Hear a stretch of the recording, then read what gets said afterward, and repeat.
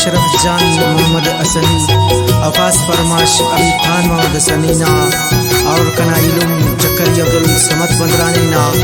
और फकीर जान मोहम्मद सनीना अफास फरमाश जरूर जानना और नकीब जाम फुल्लना और खास फरमाश चुमका करीम जानना।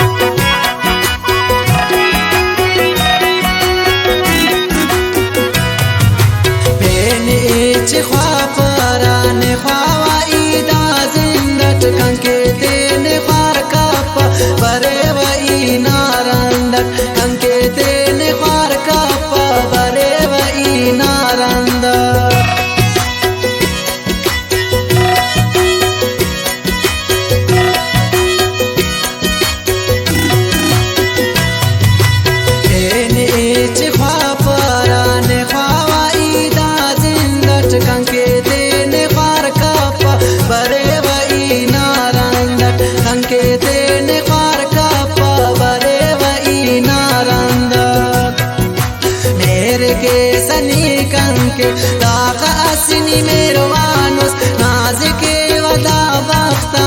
निकने मिलानुस नाज के वदा वक्ता कने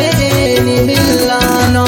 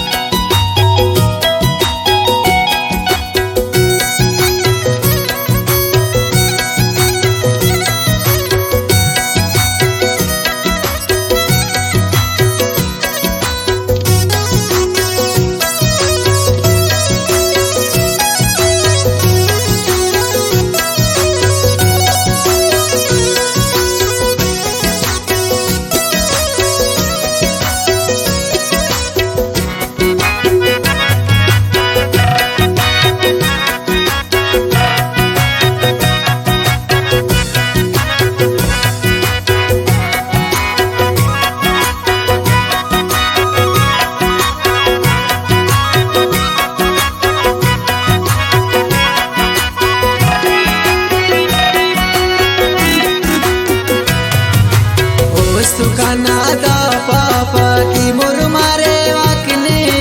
दिखासी ने खम पारक बेजार मारे वतेने दिखासी ने खम पारक बेजार मारे वतेने